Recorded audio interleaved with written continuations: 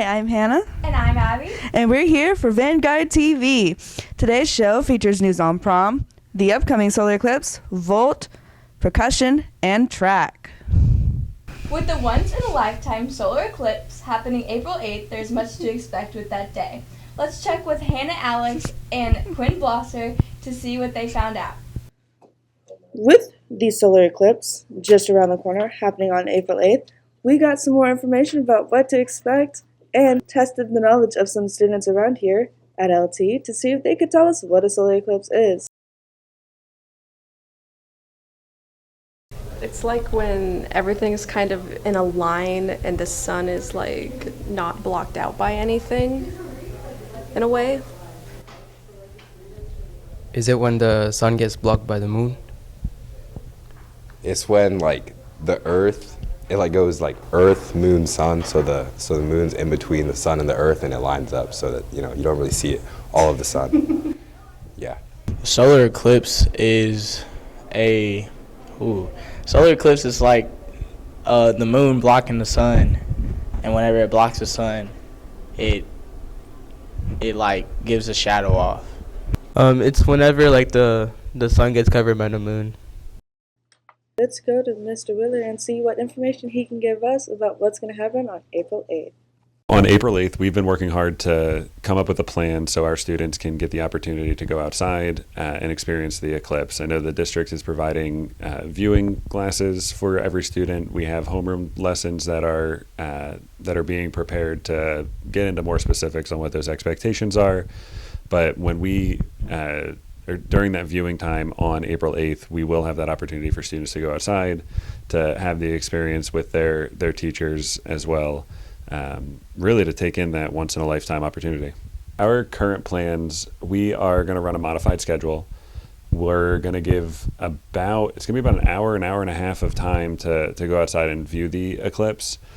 But we really want to get students outside to give that opportunity. This has been Hannah Alex and Quinn Blosser for Vanguard TV. Prom is right around the corner. On April 6th, many seniors will be entering the Greek Gardens. Let's check with Ayush, Caitlin, Carissa, and Hannah Buntyn to see all things prom. Prom is right around the corner. So, Carissa Ariano checked in with Bailey Lane to figure out her perfect prom dress and see what the perfect prom experience is. 40s, 50s. Can you spell it? The kind of dress that I'm looking for is a more of classic staple piece. I want to go for, I would say, a mix of the dress from Anastasia, the movie, the animated movie, the blue one. That one's really pretty. So like a mix of that with some Audrey Hepburn because she's a fashion icon. Marilyn Monroe's white dress. I really like that strapless kind of 1950s classic look. I'm hoping to get maybe a dress in white or a darker color because I feel like those are in my color analysis. I'm going for a very classic 1950s style. Your name. I'm going to prom with my boyfriend. He does go to another school, so I'm probably going to 2 proms. We're probably going to go to a dinner. I'm also going with my best friend, lovely, starring Carissa,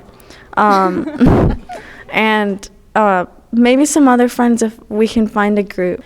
But yeah, it doesn't really matter who you go with as long as you have someone that you want to share these memories with.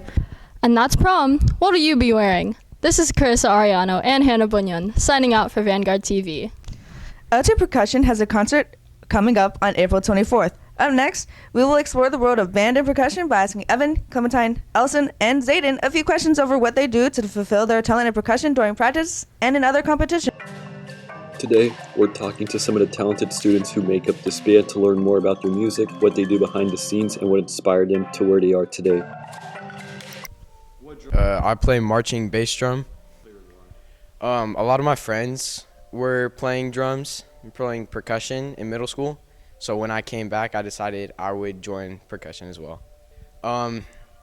It's really fun to make a lot of friends and be social in the section because you kind of create a family once you're in the drum line, once you're in the pit. And it really helps influence your work ethic more and makes you work harder and be better at managing your time. I play quads. I was inspired by the lack of female representation in like the drumming community, so I just wanted to like have more girls playing. I really like the group of friends that I've made, and I really like the experiences and memories I get to make in the percussion section. I play bass drum. Playing drums has made a lot of friends for me, and it's also fun to hit things. I play quads. I like the diversity of how many instruments there are. So if I play trombone, let's say I can only play, the trombone, but since I'm in percussion, I can play a bunch of different instruments. I just like banging things. I just be like patting on my leg. Oh, and I always liked whack-a-mole as a kid at the arcade, so that really influenced me. This has been Sebastian Cachon reporting for Vanguard TV. Now let's learn about LT's very own a cappella group Volt with Kanade and Zara. Have you walked around the school and seen a poster for something called Volt and wondered what it was? Well, we're here to answer your question. What is Volt?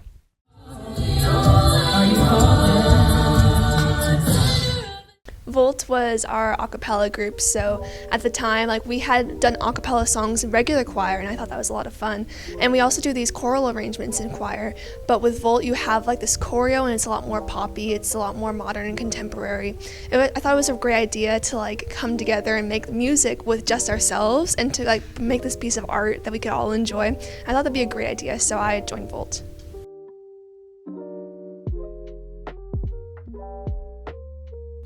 What I enjoy about Volt is that I get to spend time with friends and listen to music and make music, and it's just a fun experience. For a class period, it's kind of like a free period in a sense.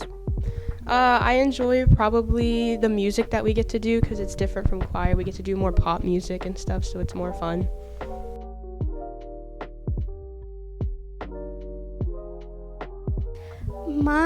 A memorable experience would probably be when we went to Architects, which is basically a competition for Volt. And we got to meet so many other groups and got to see them perform. And then we got to meet UNT's own group that's like Volt. And it was just amazing, yeah.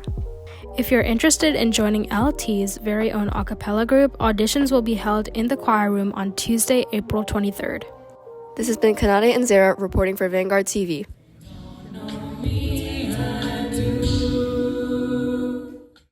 Now we go to Jeremiah, Michael, and Nicholas for more insight on how the track season is going. Today we are talking to track members to learn about their events and their season. What makes track fun is what are the odds?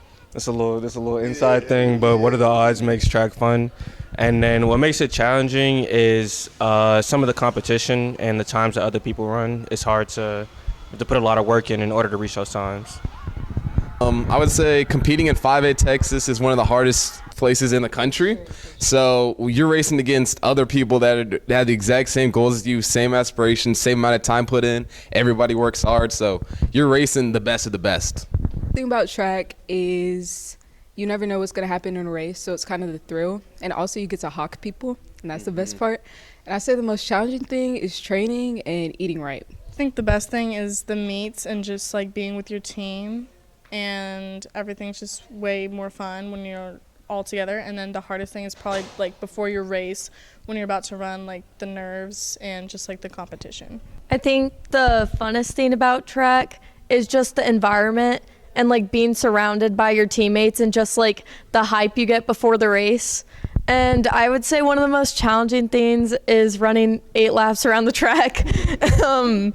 and just while you're running, the mental aspect too. I like that track gives you an opportunity to get money for college. My favorite part is probably that everybody here is a family, boys and girls. Everybody roots for everybody. Everybody's as close as they can to the field, screaming for whoever's running for LT. It doesn't matter who you are, JV, varsity, and that's what makes it really feel like a family. Yeah, like everyone said, you really feel like a family. The environment is really fun. You just really feel motivated to run and stuff like that. And that's what I love most about it, for real. I think the same thing, just being with my teammates and the support from everyone. I kind of agree with all of them. Just like the way like when you're running, everyone's like, yes, go LT. My plans to continue track after high school is if I get into college, that would be great. But if I don't, then I just plan to run like more like 5Ks outside of school and just like continue to build my endurance and like hopefully in the future my kids will run track too. So I honestly have no idea because I'm a freshman and I just think it's fun and it's good for me, but I don't know. I'll be going to Arizona State, Forks Up, and I just want to run my hardest and hopefully go pro. Hopefully, if the season goes well, I can hopefully get an offer to like the University of Texas at Austin. Hook 'em, by the way. But that's definitely the goal at the end of the day. I would love to run anywhere, but UT is the goal for now.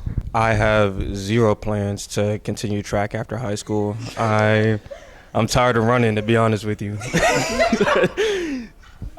This has been Jeremiah, Michael, and Nick reporting for Vanguard TV. Thanks for watching Vanguard TV. Tune in next time for AI in schools, student jobs, Winter Guard, and more. This has been Abby and Hannah for Vanguard TV.